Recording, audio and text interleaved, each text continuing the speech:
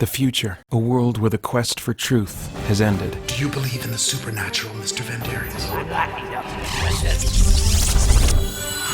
surprise! The Shader will bring hell to Earth for thousands of years. Shock Division, kill them all! Spirit Blade, a full-cast audio drama. Download the Legacy Edition of Spirit Blade for free at spiritblade.com. Hey guys, Peter Franson here from christiangeekcentral.com and Spirit Blade Productions, continuing my celebration of UN-E3 2020, this time giving you just some brief reactions to the IGN Expo Day 1 that featured some new trailer reveals and gameplay and stuff like that. It ran about 2.5 hours and it had a lot of interesting content. It's kind of hard to believe that they're going to be doing 3 more days of this, and I plan to be reacting to those as well, assuming that there are things in them that I feel are specifically worth me reacting to at Christian Geek Central. So let me just go through some of the highlights for me. The first was Metal Hellsinger. This one is some kind of a first-person rhythm game shooter where, to the beat of heavy metal, death metal soundtracks, you are in a first-person shooter traveling through presumably hell and blowing away demons with, double fisting it with a gun in each hand.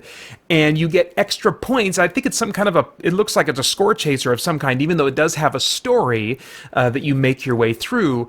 A big component is this score chaser component where you get more points if you shoot and actually finish off your enemies to the beat of the music that is playing. And I think this is actually a really, really cool idea. I mean, the setting is the stereotypical, unbiblical, totally tradition-based vision of hell.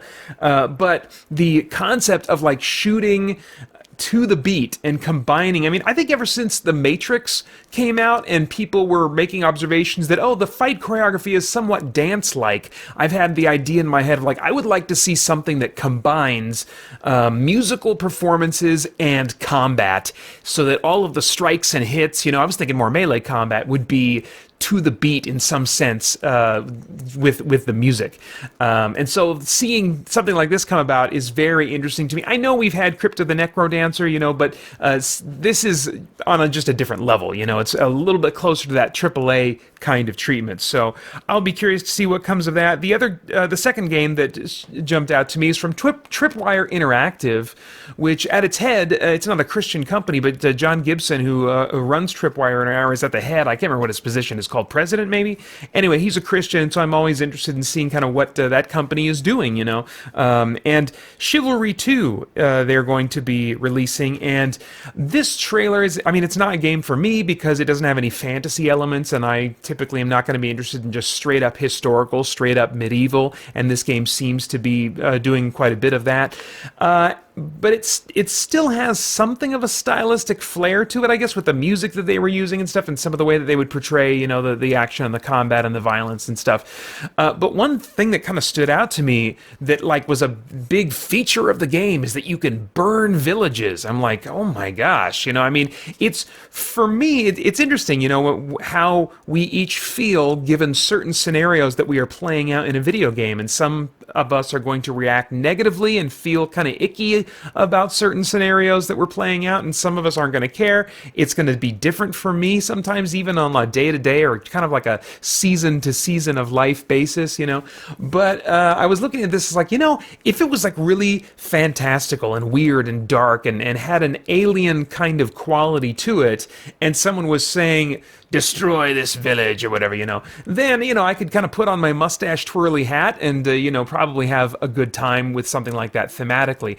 But the fact that it's so based in history and visually, in many ways, it has a very grounded feel to it, I'm thinking, man, stuff like this happened, So that's not to say that I think that it's a sin to play and enjoy a game like that, but it does give me personally pause. If you're curious more about kind of like how do we navigate that, is it okay ever to be playing an evil character in a game? I've posted a video you might be interested in called Can Christians Be Evil in Games? If you just search that on our YouTube channel at Christian Geek Central, then you should be able to find it. If I remember, I'll try to put a link in the description below.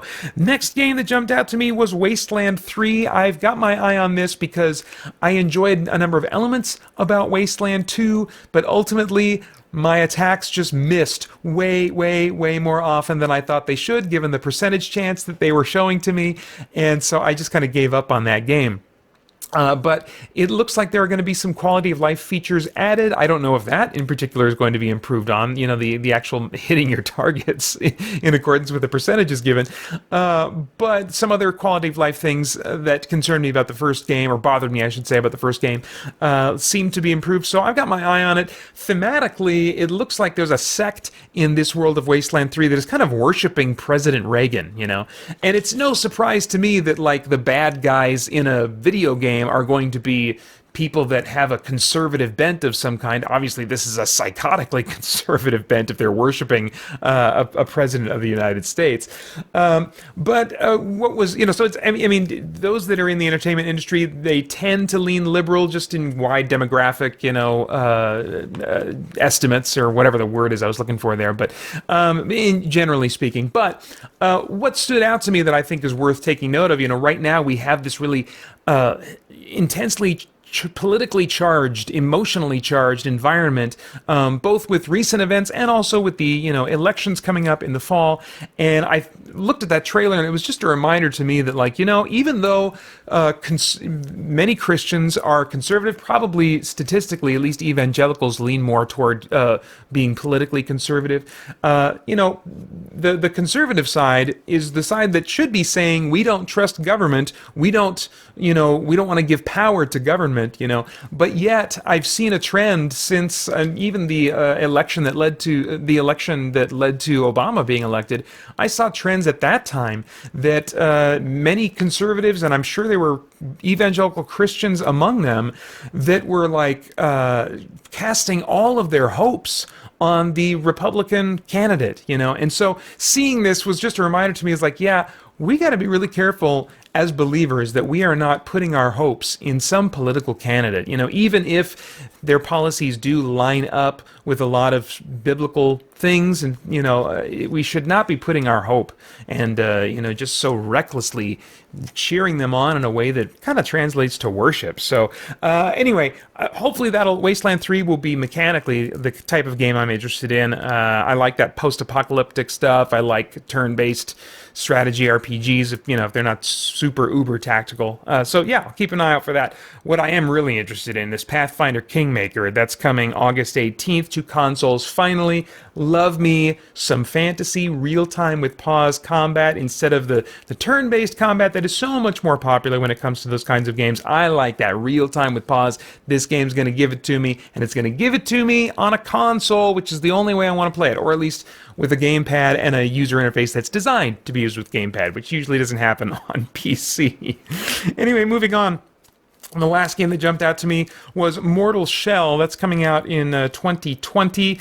The developers, in talking about this game and their inspirations from the Dark Souls games that it's inspired by, talked about how some of them talked about how they really feel like games like this can be good for you, and I thought that was really interesting, and I've pondered that now and then. I'm the type of person that doesn't like challenging games because of a character flaw in me that really just doesn't like losing, doesn't like failing. In real life, I really, really hesitate to take on things that I don't think I'm going to be naturally good at, and so it did make me think, well, maybe it would be character building for me in some way to take on a really difficult video game like the Souls-like games. But at the end of the day, when I'm wanting to do my entertainment time and relax at the end, I'm like, I'm tired. I had a whole day that was testing my character. I really don't want to lean into that more during my game time. But I think it was interesting, and I would agree that there probably is some potential there for that to be a worthwhile exercise, in addition to all the nerdy fun that games like that can be for the right kind of audience. When they were talking about the world. Well, maybe not the world so much. When they were talking about the early development and getting to know each other as developers, they talked a little bit about how they would get into debates about the merits of nihilism, which was very interesting to me. This game world looks very hopeless and dark and bleak, And the developers said about this world that everyone in it, the player's character and the NPCs you encounter, are searching for meaning. Some find it and some don't. And so the fact that like at least one of the developers is probably leaning in the direction of nihilism in their personal philosophy, or maybe not. Maybe it was clearly an academic discussion. So I could give them the benefit of the doubt. But clearly they're interested in examining these deep philosophical questions, and the lore of the game itself is about these characters trying to find meaning. So I will be very interested to see, even though this is not going to be the type of game that I'm going to play, I'll be interested to maybe see if I can glean from further previews of the game or reviews or whatever, what statements they may or may not be making, openly or implicitly, about the meaning of life and how we can find meaning, where we can find meaning from. Is it objective meaning, or is it just kind of like the feeling of having meaning, which a nihilist would say there's no objective meaning. It's all pointless, and so it'll be interesting to see kind of where that game lands on that. It's coming sometime in 2020, as I said. There's a beta coming to PC July 3rd, so if you're a PC player and interested in that, you can keep an eye out for that. And in the trailer, just as a closing remark on this one, the trailer, the opening words are of presumably the main character: "I do not deserve absolution, yet still I seek it." And so I don't think that it's going to have any biblically inspired philosophy in its narrative, but it certainly seems to be something that is just suffused, is that the word I'm looking for, with philosophy and with some kind of dialogue, at least passively, about some really deep issues of life. So it'll be interesting to see what comes of that. Anyway, that's all I have to say for now. I plan on continuing to react to the various things that are going to be going on in place of E3 this year. The next big one is tomorrow for the big PlayStation game reveal event, where they're going to feature a number of games that are going to be on PlayStation 5. I don't know how much information we're going to be getting about the system itself, but it's going to be interesting just to hear PlayStation really come out, hopefully guns blazing for the first time, to talk about their upcoming new console. So I hope that you will join me as I share my reactions to that. That's all for now. Thanks a lot. Bye-bye. The future, a world where the quest for truth has ended. Do you believe in the supernatural, Mr. Vendarius? Surprise!